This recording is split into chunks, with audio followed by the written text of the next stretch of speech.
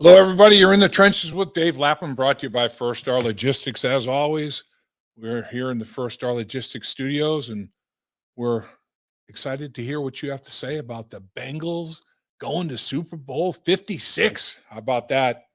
Played in Super Bowl 16. That's 40 Super Bowls ago. I don't know where the time has gone, but it has gone for sure. First time the Bengals were in the Super Bowl in 33 years. Of course, the team went in Super Bowl 23 as well.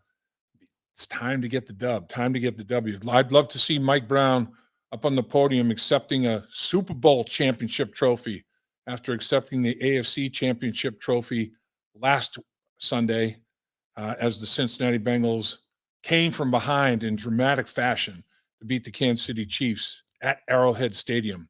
Just an amazing effort. Don't recommend digging an 18-point hole in the Super Bowl, though. Didn't recommend doing it in the AFC Championship game as well. But this football team, man, they don't quit. They got a quarterback that they believe in, and he believes in himself, and they feel like they're in any football game at any time. Never count them out. And, boy, every single game in the playoffs has been a nail-biter, a barn burner. The Bengals have played three of the most tightly contested playoff games in NFL history, really, back to back to back. So now you have a feeling that can handle it. You know, once you've done it a few times, you can form bad habits, you can form good habits. And they're forming a darn good habit of coming from behind in these football games. I'd love to see them play with a lead against the Los Angeles Rams, though. The Rams, for the second year in a row, the NFL has a team in the Super Bowl that is in their home stadium. Last year it was Tampa Bay, and they won it. This year it's the Los Angeles Rams, and hopefully they don't. So with that said, we will get some folks already jumping on board here to converse a little bit about the Bengals in the Super Bowl. So we'll get started with some of your comments. AW has, how well will Uzama be if he plays in Super Bowl 56? Yeah, that's to be determined. The initial reports, though, are that CJ's injury is not as serious as initially thought he may have sustained. He's got a sprained MCL, which is the medial collateral ligament in the knee. And the knee has, a few ligaments to it, and this is one of them. And when you say sprain or strain, there's first degree, second degree, third degree tear.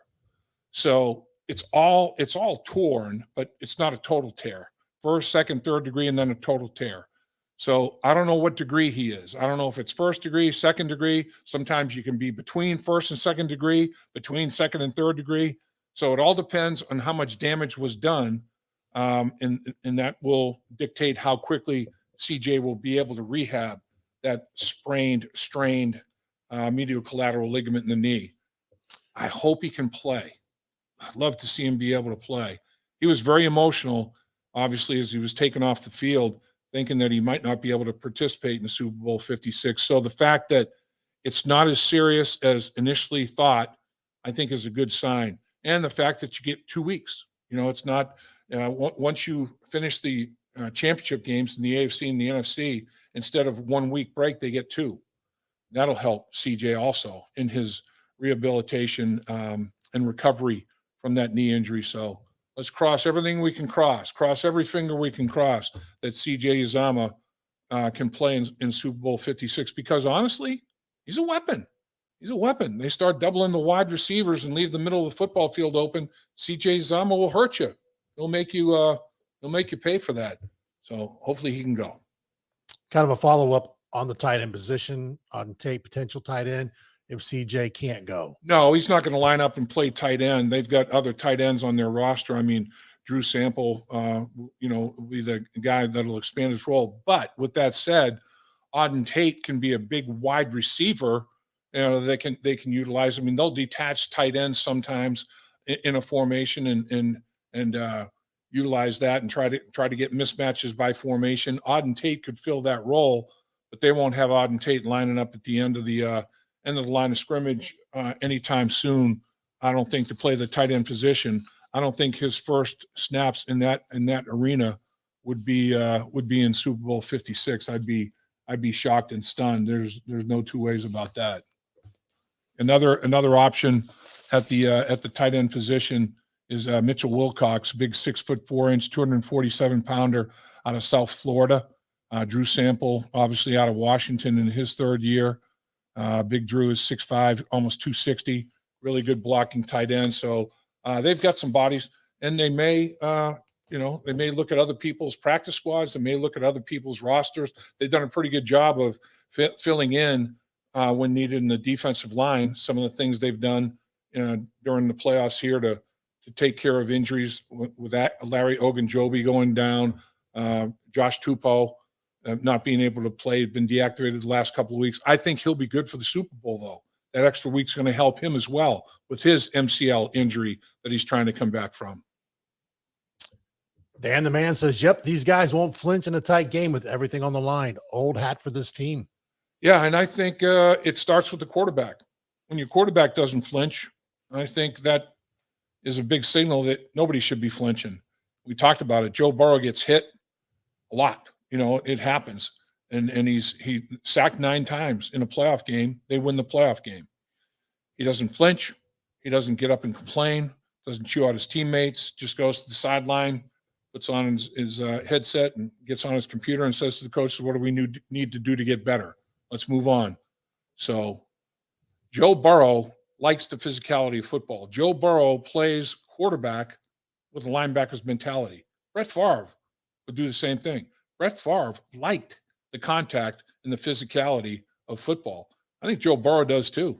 His dad was a defensive coordinator. His 2 brothers are defensive football players. In the podcast we did with Jimmy Burrow last week, he said that Joe asked Urban Meyer if he could cover kickoffs when he wasn't in the mix at the quarterback position as much as he wanted to be. I mean, very rarely does a quarterback go to a head coach in a big program like Ohio State and say, you know what, coach, I'm volunteering to cover kickoffs. That doesn't happen, folks. That's how much Joe Burrow loves football. What do you want to see from the Bengals? In the Super Bowl, I guess, was what you're talking. Eli be hopping. I want to see the Bengals hopping Eli, or hooping. Eli be hooping, I should say. Basketball player. All right, well, what I want to see from the Bengals is what I've seen in the playoffs leading up to the Super Bowl. Don't do anything different in terms of your approach, your preparation, your protocols of preparation. You know what works. You know who you are. So don't try to reinvent yourself at this point in time. Dance with the one that brung you. I mean, it's that simple. And we talk about it a lot. At this stage of the season, and the further you advance, the more this is the case. Try to make different things look the same and the same things look different. And that's what Lou Anarumo did. I mean, he had the same guys out in the football field, lining them up in different positions with position versatility. He had Sam Hubbard playing defensive end. He had him playing linebacker. He had him spying the quarterback. He had him blitzing from linebacker. He had him rushing from the defensive end position on the edge. He did a lot of things with a lot of different players, changed his looks, changed his formations, his configurations. He'd put 5 men at the line of scrimmage, drop a couple out and rush 3, but he would drop Trey Hendrickson out. He would drop Sam Hubbard out and rush the slot corner or rush a linebacker. So it was kind of like what Mike Vrabel did with the Tennessee Titans against the Bengals offense. They had a lot of men at the line of scrimmage. They only rushed 3 or 4, but you don't know which 3 or 4. So again, it's tweaking. It's fine-tuning. It's not junking something and putting in a whole new defensive schematic or package or offensive schematic or package. It's just tweaking and fine-tuning what you have and give them the same look multiple ways. So, if they're having a hard time identifying, oh, this slot corner, but he's blitzing now, so now he's a linebacker. Oh, this defensive end, he's a pass rusher. No, he's dropping into coverage. And all of a sudden it starts playing with your assignments and your responsibilities based on a position. Lou Anarumo defensively wants positionless football players. They may have a 90, 91, 94 on their jersey, but they can drop off and play linebacker. They're athletic enough to do that. You might have a slot corner, number 21, but he can blitz as well as linebackers blitz off the slot. Mike Hilton. I mean, You have a lot of guys who can do different things, and that position versatility is going to be really big in the Super Bowl, I think. So I think Lou's going to come up with some significant packages. Coaches always hold on to something. Lou Anarumo sprung pretty good adjustment package on the Kansas City Chiefs in the second half of that football game. There are still things in his pocket, and there are still things in Zach Taylor's pocket offensively that now there's no tomorrow. There's no game after this game. Whatever you think is going to work, and I'm not talking about, silly gadget gimmick trick plays. There might be some of those, but if you've got some sort of a scheme or, something that is born off of this look and now you add a little salt and pepper to it and make it look a lot different, bring them out. Bring them out. There's no reason to hold on to them. What are you going to do? Wait for training camp next year to unveil it? Bring it out against the Rams. We want to remind everybody that tomorrow we'll be releasing. We just got done recording with Coach Lou Anarumo, right? About the Kansas City game, plus kind of a quick look at what's coming up with the Rams. So that'll be released tomorrow at noon. Sounds good. Mike D. Lap, long time, first time. What do you think is different from the past? From the outside, it looks like a culture change. Other than Joe Burrow, is that true on the inside? Well, I think Joe Burrow is a big factor in the culture change. There's no doubt. I think his mentality, his approach at the quarterback position is rather unique. Joe Burrow has poise. He has presence. He prepares. His protocol of preparation is second to none. He's physical, and he can play. That's 5 Ps. Pretty darn good. Joe Burrow has all those Ps. And when your quarterback covers the gamut and checks all the boxes of all the Ps, poise, presence, physicality, preparation, play, ability to make play, the biggest thing, the most significant, and the thing you have to have, you can maybe compromise a little bit on some of the others. But if you can't play, it ain't going to work. I don't care how great you are with your preparation and your poise and your presence. If you can't play the game, it doesn't matter. Team's not going to respond to you. First and foremost, he can play. Then he has all these other intangible qualities that just, make him special. All capital letters and a big capital S to lead the thing off. So I do think the culture is a good one. Zach Taylor has gone out in free agency and in the draft and signed players that were captains of their high school, college, and pro teams, captains of their high school and college football teams. These guys have the right mindset. They're all leaders. And I asked Zach last week, I said, what was the one characteristic that when you went out into free agency and in the draft, when you were evaluating players, that there was no compromise about? That you had to have this one quality. He said, that's very simple. You got to love football. And all these guys love football. I played with some very talented players that, they were doing it because God blessed them with great physical skills. They didn't really like it all that much, though. So then they never really maximized all their ability because it wasn't that important to them. Football's okay. But you got guys on this football team, a lot of guys on this football team that the good Lord is blessed with great physical abilities that love the game of football. Football is everything to them. And that's part of the culture as well. This is a very, very close locker room. These guys care about each other. They're a family, and they're gonna have each other's back. They're gonna support each other, and it shows up. Look at how many times they've come from behind. They came from behind against the Kansas City Chiefs in Cincinnati at Paul Brown Stadium by 14 points 3 different times, 14-0, 21-7, 28-14. Then they come back down 21-3 in the second quarter in the AFC Championship game on the road. They come back and win the football game. Amazing. That's culture. We're going to kind of go. There's multiple questions here on defense. One, okay. DF20 talks Jalen Ramsey versus Jamar Chase is going to be an amazing matchup. Yep. Jessica asks, are the Rams defense more aggressive than the Titans, or are they around the same intensity? And then Logan B, Houday Dave, how does the Rams defensive line compare with Tennessee's? Do you expect it to look similar?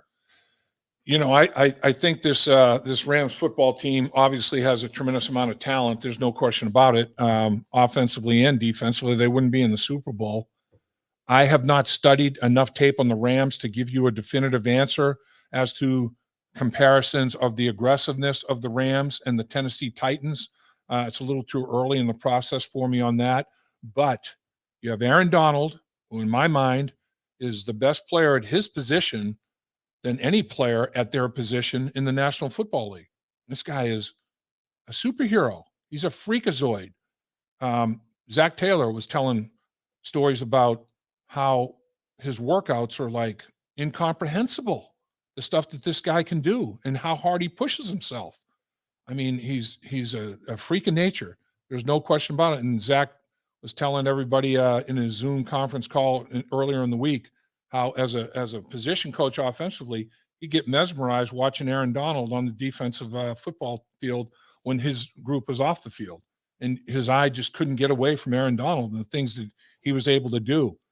And the thing about Aaron Donald is he'll be able to play right defensive tackle over the left guard or left defensive tackle over the right guard.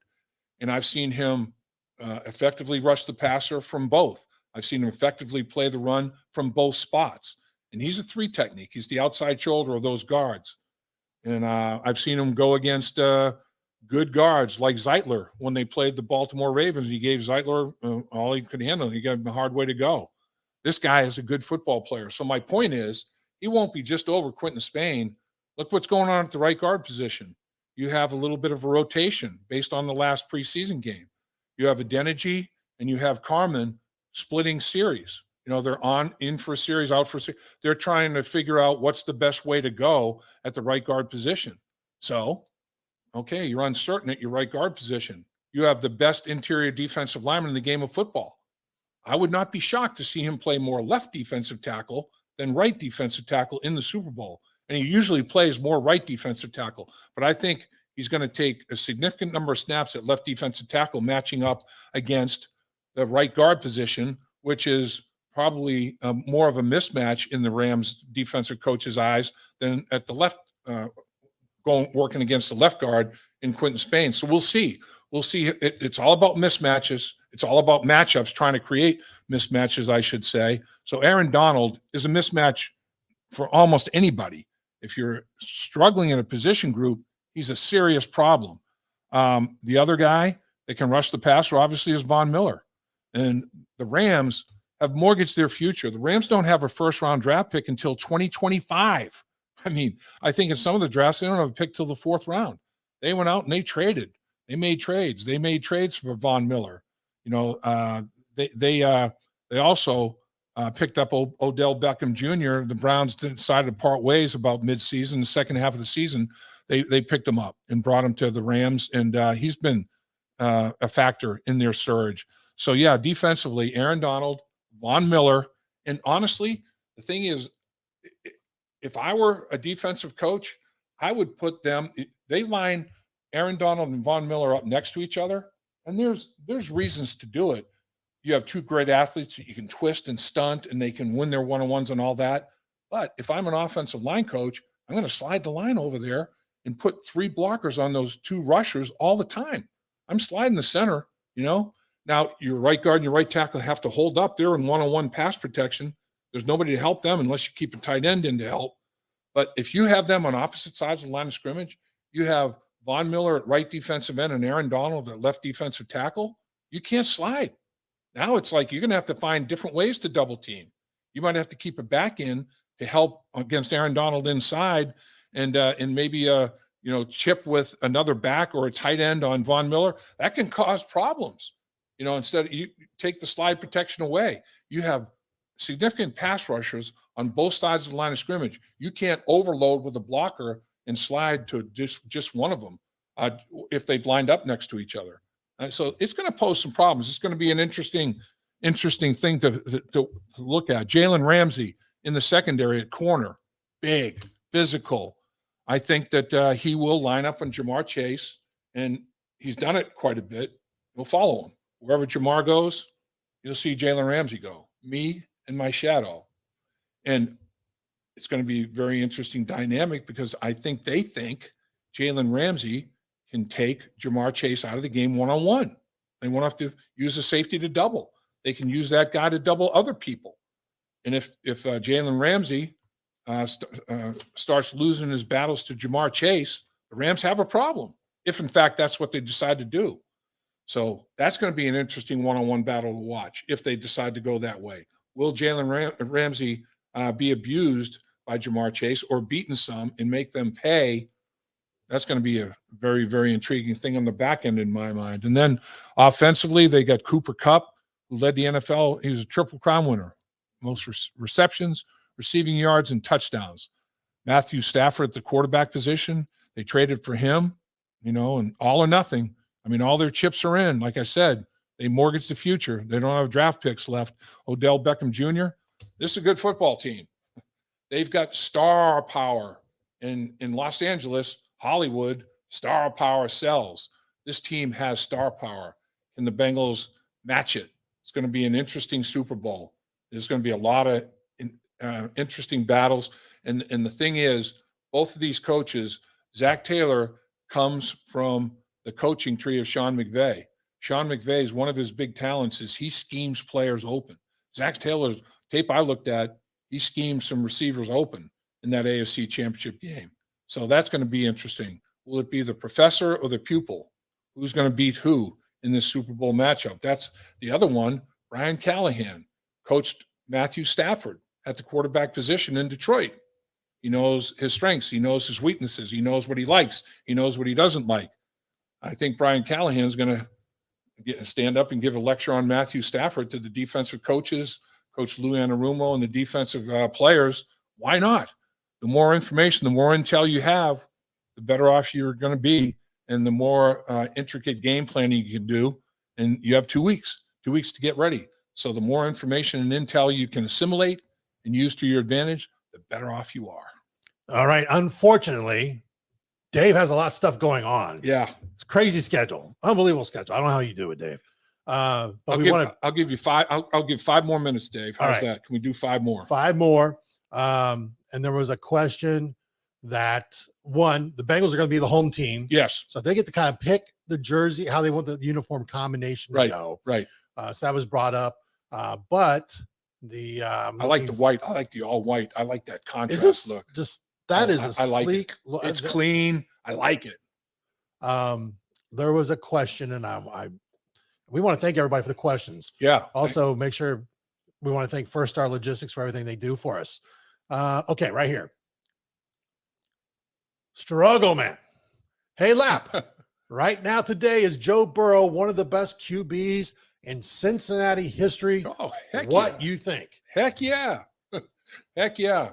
There are 3 quarterbacks that have won AFC championships in franchise history. Ken Anderson, Boomer Esiason, Joe Burrow. I mean, that's the Mount Rushmore of quarterbacks in Cincinnati Bengals franchise history. Joe Burrow, in his second year, has already got his head on that sculpture of Mount Rushmore. Joe Burrow, when you think about it, we talked about this before. Joe Burrow passed for over 4,000, closer to 5,000 yards. If he played against Cleveland, it would have been close. He would have come close to that 5,000 mark. 4,800, whatever, 4,700, whatever he had. And then you have a running back, Joe Mixon, that rushed for over 1,000, in fact, over 1,200. And you had 2 receivers, Jamar Chase caught for over 1,400 and T. Higgins over 1,000 as well. First time in NFL history, a quarterback threw for those numbers, a running back rushed for those numbers, and 2 receivers caught passes for those numbers. In NFL history, because they were all 26 years old or younger. Come on, man. What's the 3-year plan like? What's the 5-year plan like? With these guys, sky's the limit. And Joe Burrow is going to benefit from that. You know they're going to address the offensive line in the offseason and free agency and the draft. Joe Burrow is going to benefit from that. A quarterback is only as good as his surrounding supporting cast. And Kenny Anderson, Boomer Esiason will be the first ones to tell you that. In the years they had great years, they had a great supporting cast. Joe Burrow has a great supporting cast. Kind of keep working on beefing up that offensive line. These guys could be scary. Scary good. All right, last question. Yes. There was a comment on here. Like I said, I'm going through it, but someone was asking about the play of Jackson Carman, the local kid. Ups and downs throughout the season, came in, looked pretty good from what we could see. Yeah, I mean, I don't know how he graded in terms of assignments, how many assignments were missed, if any, but physically, that's never been Jackson Carman's problem. Jackson Carman is blessed. He's a very, very gifted person. Big, physical. He's got quickness. He's got first step quickness. He's got speed. He's a heck of an athlete. He is a very, very gifted player. It's just sometimes it takes a little bit mentally to make the adjustment to the highest level of football, and for a lot of reasons on a lot of different levels. And when Jackson Carman gets all that under wraps and figured out, this guy has a bright future. It'll be interesting to see. Will they split series at right guard between Adeniji and Jackson Carman? Adeniji got him there. Adeniji's played well. Adeniji had a rough time against Simmons, who's a Pro Bowler with Tennessee. Jackson Carman is now the door's been cracked a little bit. Will Jackson Carman kick it in? Will he take full advantage of an opportunity? All you look for is an opportunity when you're in Jackson Carman's situation. Did he capitalize on the opportunity? We'll see. We'll see how much he plays in the Super Bowl. It's going to be interesting to determine what happens at that right guard position as the game unfolds. And it could change. You might make a decision one way, and based on level of play of either of the two or both of them, you may go in a different direction. We'll see how that right guard position unfolds and finishes in the Super Bowl. All right, everybody, we got to get Dave out of here so he can do his other duties. We appreciate him taking the time today. Crazy weeks, crazy 2 weeks for the Super Bowl. Stay tuned. We may do another pop-up later this week with the live stream. So yeah. We want to thank everybody for their comments. Again, we want to thank First Star Logistics. And until next time, Hooday. Hooday. Lapham here, and every day I am grateful for my experience to have played professional football. As a player, I realized self-motivation, leadership, and appreciating your teammates are key. At First Star Logistics, you can use those same attributes to create the life you want for you and your family. Build your future by working hard like I did. You'll see results both on and off the field. Call First Star Logistics today and be part of our winning team. Opportunity knocking.